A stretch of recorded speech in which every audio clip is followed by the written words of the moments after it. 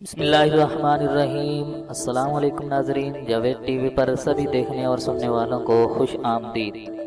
تو ناظرین، آج کی اس ویڈیو میں آپ کو بتاؤں گا کہ پاکستان کا ایک ایسا وزیر اعظم بھی گزرا ہے جو کرائے کے مکان میں رہتا تھا۔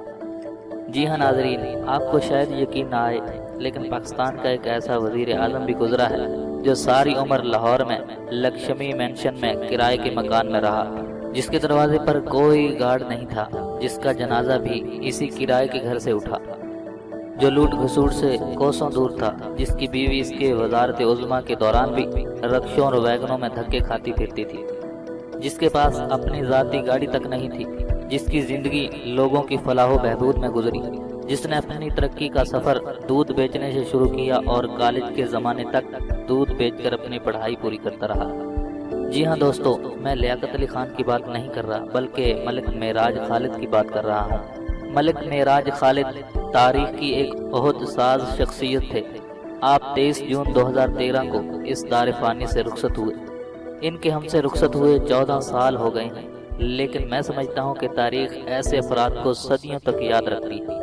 یہ کسی کے ساتھ بے ایمانی نہیں کرتی، جس نے اپنا مقصد حیات انسانیت کی فلاح و بہبود کے لیے وقف کیا ہو، جنہوں نے اپنی قومی مفاد کو ذاتی مفاد پر ترجیح دی ہو۔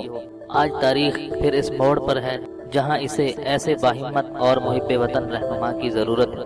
ملک معراج خالد پاکستان کے لا منسٹر بھی رہے، پنجاب کے چیف منسٹر بھی رہے، نیشنل اسمبلی کے اسپیکر بھی رہے اور 4 مہینے کے لیے پاکستان کے وزیر اعظم بھی رہے۔ تو چلیے آج میں اس ویڈیو میں اس باہمت شخصیت کی آپ کو کہانی سناتا چلوں۔ تو کہانی شروع کرنے سے پہلے دوستو ایک چھوٹی سی گزارش ہے کہ آپ ویڈیو کے نیچے دیے گئے لال بٹن پر کلک کر کے ہمارے اس چینل کو سبسکرائب کر لیں اور ساتھ ہی بیل کے آئیکن پر لازمی کلک کریں تاکہ آپ کو ہماری ہر نئی آنے والی ویڈیو سب سے پہلے مل سکے۔ تو چلیے شروع کرتے ہیں۔ تو دوستو تقریباً 1 صدی پہلے یعنی 20 ستمبر 1916 کو لاہور کے ایک نواحی گاؤں میں ایک بچہ پیدا ہوا۔ 4 بہن بھائیوں میں یہ سب سے چھوٹا تھا۔ پورا گاؤں ان پڑھ مگر اسے پڑھنے کا بے حد شوق تھا۔ اس کے گاؤں میں کوئی سکول نہیں تھا، لہٰذا یہ 1.5 میل دور دوسرے گاؤں پڑھنے جاتا تھا۔ راستے میں ایک برساتی نالے سے اسے گزرنا پڑتا تھا۔ 6ٹھی جماعت پاس کرنے کے بعد وہ 8 میل دور دوسرے گاؤں میں تعلیم حاصل کرنے کے لیے جاتا۔ ناظرین، اس نے مڈل کا امتحان امتیازی نمبروں سے پاس کیا اور وظیفہ حاصل کیا اور مزید تعلیم حاصل کرنے کے لیے لاہور آیا۔ یہاں اس نے سینٹرل ماڈل سکول میں، جو کہ اس وقت کا نمبر 1 سکول تھا، داخلہ لے لیا۔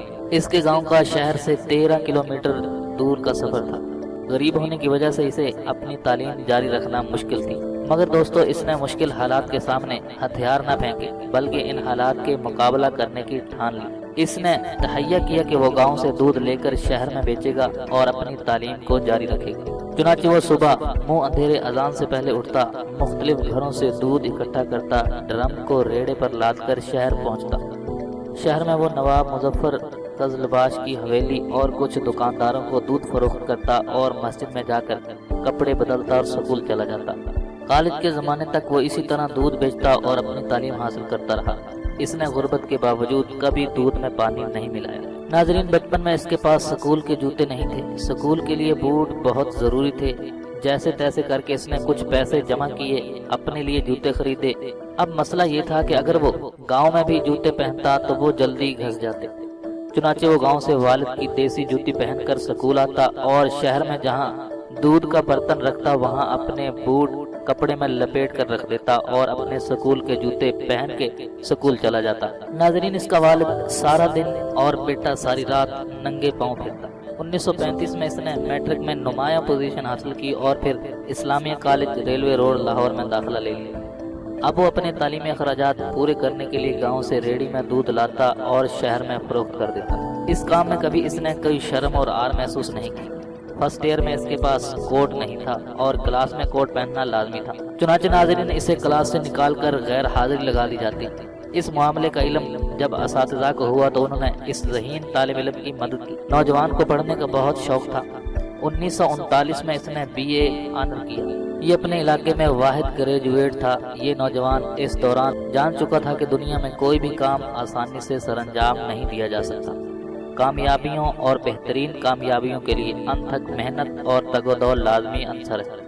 नाजरीन, माशी दबाव के तहत बीए के बाद इसने बाटापुर कंपनी में क्लर्क की नौकरी कर ली। क्योंकि इसका मकसद ही कानून पढ़ना था, लिहाजा कुछ अरसे बाद क्लर्क की नौकरी छोड़कर कानून की तालीम हासिल करने लगा और 1946 में LLB का इम्तिहान पास कर लिया। 1950 से बाकायदा प्रैक्टिस शुरू कर दी। इस पर खिदमत खलक और आगे बढ़ने का भूत सवार हुआ। इसने लोगों की मदद से अपने इलाके में कई तालीमी इदारे भी कायम कर लिए। तो नाजरीन, इस जज्बे के तहत 1965 में मगरबी पाकिस्तान असम्बली का इलेक्शन लड़ा और ये बंदा कामयाब हो गया। पीपल पार्टी के रोटी कपड़ा और मकान के नारे से मुतासर होकर इसमें शामिल हो गया। 1970 में पीपल्स पार्टी के टिकट पर MNA मुंतखब हुआ और नवाब मुजफ्फर कदलबाश के भाई को, जिनके घर ये दूध बेचा करता था, इसको शिकस्त दे दी। 1971 में जुल्फकार अली भुट्टो की पहली काबीना में वजीर खुराक को पसमानदा इलाका जात बना। 1972 को पाकिस्तान के सबसे बड़े सूबे पंजाब का वजीर आला बना और वजारत आला के दौरान अक्सर रक्शे में सफर करता था। अपने गवर्नर मुस्तफ़ा खर के साथ निभा ना होने की वजह से इस्तीफा देकर एक मिसाल कायम कर दी। 1973 में अक़वाम मुत्तहिदा में पाकिस्तानी वफ़द की क़ियादत की। 1973 में वफाकी वजीर कानून और पार्लिमानी अमूर का कलमदान सौंपा गया। 1976 में वफाकी वजीर बल्दियात और देही मुकर्रर हो गया। 2 दफा स्पीकर कौमी असम्बली बना और 4 साल तक इंटरनेशनल इस्लामिक यूनिवर्सिटी का डायरेक्टर रहा। तो नाजरीन, इस मुफलिस और कल्लाश अनपढ़ किसान का बेटा, जिसने कामयाबी का एक लंबा और घटन सफर अपने दूध बेचने से शुरू किया और आखिरकार पाकिस्तान का वजीर आजम बन गया। ये पाकिस्तान का मुनफरिद वजीर आजम था जो सारी उम्र लाहौर में लक्ष्मी मेंशन में किराए के मकान में रहा, जिसके दरवाजे पर कोई दरबान नहीं था, जिसका जनाजा इसी किराए के घर से उठा जो लूट खसूट से दूर था, जिसकी बीवी इसके वजारत उज़्मा के दौरान भी रक्शों और वैगनों में धक्के खाती फिरती। मलिक मेराज खालिद तारीख की एक अहदसाज शख्सियत थे और मैं समझता हूँ कि तारीख ऐसे अफराद को सदियों तक याद रखती है। ये किसी के साथ बेईमानी नहीं करते, जिसने अपना मकसद हयात इंसानियत की फलाह बहबूद के लिए वक़्फ़ किया, जिन्होंने अपने कौमी मफाद को ज़ाती मफाद पर तरजीह दी। आज तारीख फिर इस मोड़ पर है जहाँ इसे ऐसे बाहिम्मत और मुहिब्बे वतन रहनुमा की ज़रूरत है। तो दोस्तों, मैं हूँ जावेद और आप देख रहे थे जावेद टीवी। अगर आपको ये मालूमात पसंद आई तो प्लीज़ वीडियो को लाइक कीजिए, शेयर कीजिए और कमेंट्स के ज़रिए अपनी राय का इजहार ज़रूर कीजिए। आज की इस वीडियो में बस इतना ही। मिलते हैं मज़ीद नई वीडियो के साथ, तब तक के लिए इजाज़त दीजिए। अल्लाह हाफ़िज़।